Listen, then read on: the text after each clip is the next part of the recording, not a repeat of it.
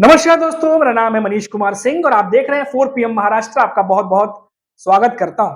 दोस्तों, महाराष्ट्र की सियासत में तमाम जो सत्ताधारी पार्टी हैं, लगभग-लगभग लग रहा है कि मेन मुद्दों को छोड़कर सारी सियासत जो है वो औरंगजेब की कब्र के इर्द-गिर्द घूम रही है।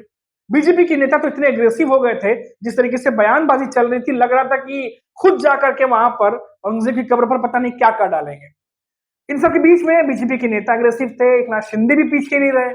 उन्होंने भी जमकर बयानबाजी की, लेकिन अजीत पवार की एनसीपी, सिर्फ अजीत पवार ही नहीं बल्कि उनके नेता भी इस पूरे विवाद से खुद को किनारे रखते हुए नजर आए।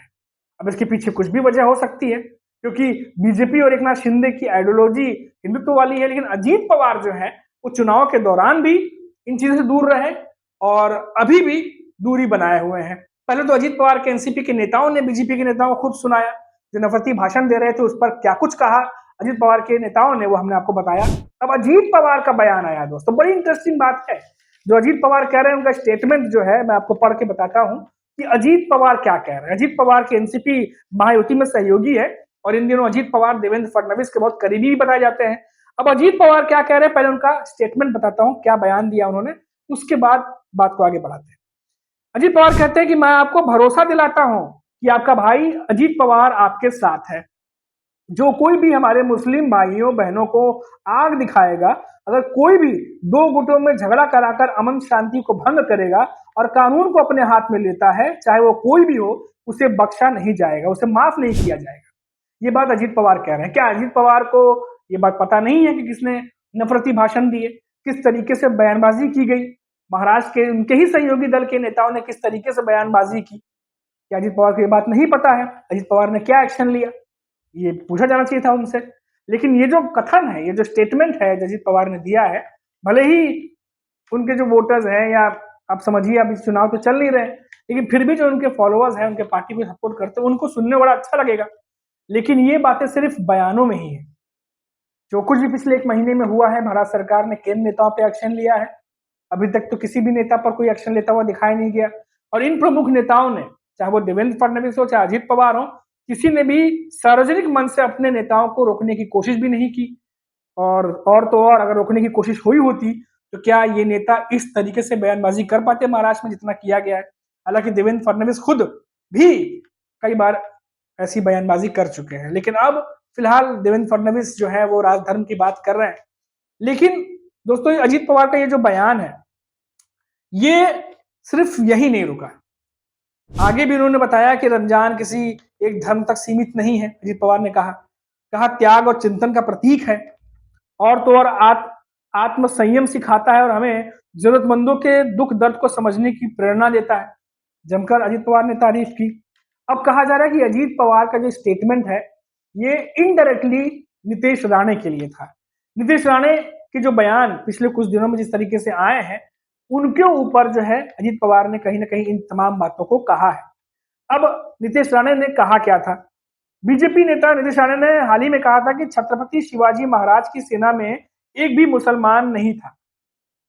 और अजीत पवार से राणे की इस टिप्पणी के संबंध में सवाल किया गया तो उन्होंने कहा कि नेताओं को यह ध्यान रखना चाहिए कि उनके द्वारा सार्वजनिक रूप से दिए गए बयानों से सांप्रदायिक तनाव पैदा ना हो।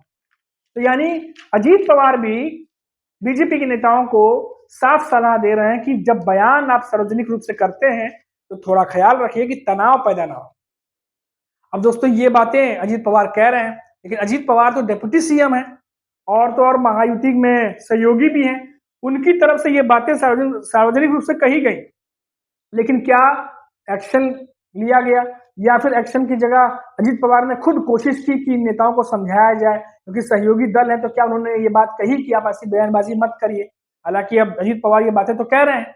अब देखिए दोस्तों, ये बात इसलिए अहम हो जाती है क्योंकि महाराष्ट्र में इस बार देखा जाए तो जिस तरीके से होली में जिस तरीके से माहौल बना था, ऐसा कभी नहीं हुआ। आप देखिए कि महाराष्ट्र में या फिर देश में होली पर हमेशा जो है होली पर रंग जो है वो खेला जाता था, लेकिन इस बार जिस तरीके से तस्वीरें आई, चाहे वो मस्जिद ढकने की तस्वीरें हों, चाहे वो जिस तरीके से कानून व्यवस्था, इस बार कितने सारे पुलिस बल को तैनात किया गया था, तमाम चीजें, तो ऐसा लग रहा था कि कहीं ना कहीं नेता ये बात समझ रहे थे कि जो भी बयानबाजी की गई है, इससे कुछ ना कुछ चीजें जो है वो कंट्रोल से बाहर जा सकती हैं, कोई घटना अप्रिय घट सकती है। हालांकि हम उम्मीद करते हैं कि ऐसा कभी ना हो। लेकिन इस बार ज्यादा जो है वो पुलिस बल की तरफ तैनाती कराई गई थी। अब देखिए दोस्तों, ये जो बयान है अजीत पवार का, अब ये बीजेपी के नेताओं के खिलाफ आया है। अब भले उन्होंने नाम ना लिया हो, लेकिन क्योंकि अजीत पवार के एनसीपी के नेता और अजीत पवार खुद इन बयानों से किनारा किए हुए हैं, इन बयानों को सपोर्ट नहीं कर रहे हैं, और तो और इन बयानों के खिलाफ बयानबाजी कर रहे हैं। अब अपनी अपनी मजबूरी भी हो सकती है, क्योंकि अजीत पवार की एनसीपी की आइडियोलॉजी बीजेपी के जो आइडियोलॉजी है उससे मैच नहीं करती। दोनों की अपनी अपनी राजनीतिक पॉलिटिकल ओपिनियन है।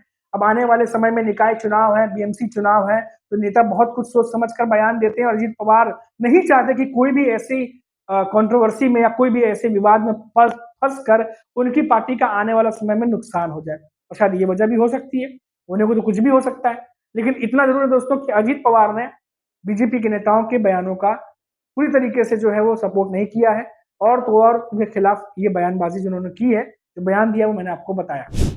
फिलहाल अब तो देवेंद्र फडणवीस भी जो है अब इन पर बयानबाजी नहीं कर रहे हैं। उन्होंने भी जो है कुछ दिनों पहले बयान दिया था कि अब नेताओं को इस तरीके से बयान देने से बचना चाहिए जिससे तनाव पैदा हो। अपने नेताओं को समझा रहे हैं, और तो और खुद भी बोल रहे हैं कि राजधर्म का पालन होना चाहिए। और अटल बिहारी वाजपेयी जो हैं, उनका नाम लेकर के उन्होंने कहा कि जब एक नेता राजनेता बनता है, सत्ता में आता है, तो उसे अपने पर्सनल ओपिनियन, अपनी पर्सनल जो व्यक्तिगत राय है उसको पीछे छोड़ना पड़ता है, और समाज देश को आगे बढ़ाने के लिए काम करना पड़ता है, सबको साथ लेकर चलना पड़ता है। ये बात देवेंद्र फडणवीस अभी कुछ दिनों पहले कहते नजर आए। लेकिन यही देवेंद्र फडणवीस कुछ दिनों पहले जो है उनके कुछ बयान ऐसे आए थे जो मैच नहीं कर रहे थे, कि जो देवेंद्र फडणवीस अभी कह रहे हैं और जो तब कह रहे थे, दोनों के बीच में जमीन आसमान का फर्क था। लेकिन क्योंकि बीच में आरएसएस का भी बयान आया, उन्होंने भी औरंगजेब की बात को जो है वो अप्रासंगिक बता दिया। अब इसी बात को लेकर के देखा जा रहा है कि बीजेपी के नेता थोड़ा सा इन दिनों जो है बयान देने से बच रहे हैं। हालांकि ये बात पहले ही होना चाहिए था, जब आरएसएस की तरफ से जब कहा गया कि अप्रासंगिक है, औरंगजेब की बात जो है इस समय जो है इतना इंपॉर्टेंट नहीं रखती है, तब कई बार उद्धव ठाकरे की पार्टी के नेता या शरद पवार की पार्टी के नेता जो है वो मजे लेने से भी नहीं चुके। उद्धव ठाकरे की पार्टी के कई नेताओं ने ये भी कह दिया कि भाई बीजेपी तो आपके साथ ही चलती है, आपके आप ही की पार्टी है, तो क्यों नहीं कान खींच के आपने मना किया और कहा कि ये सब मत बोलो, अप्रासंगिक है, और जो नेता बयान दे रहे थे उनको चुप कराया आपने। तो कई सारी ऐसी बातें भी कही गई। फिलहाल भले ही अब इस बात की चर्चा बहुत ज्यादा नहीं हो रही हो, और महाराष्ट्र में ऐसा लग रहा है कि अब औरंगजेब का मामला थोड़ा थोड़ा कम होता जा रहा है, और संजय राउत भी पहले कह चुके हैं कि औरंगजेब का मामला बीजेपी को लगा कि अब उनके पाले में नहीं जा रहा, उनका दांव फेल हो रहा है, और ये औरंगजेब कब्र से निकले ही नहीं और उनके कंधे पर आकर बैठ गए। तमाम बातें जब सामने आई, इस तरीके से संजय राउत ने भी जो है वो तंज कसा बीजेपी के ऊपर, तो समझ में आ गया कि बीजेपी के लिए ये मामला जो है महाराष्ट्र में उल्टा पड़ गया, ये दाव उल्टा पड़ गया है। अब इसीलिए जो नेता हैं अब इस मामले से कहीं ना कहीं बयान देने से, अब उस तरीके से बयान देने से जैसा पहले दे रहे थे, कतरा रहे हैं। अभी के लिए इतना ही। आप देखते रहिए 4 PM महाराष्ट्र। नमस्कार।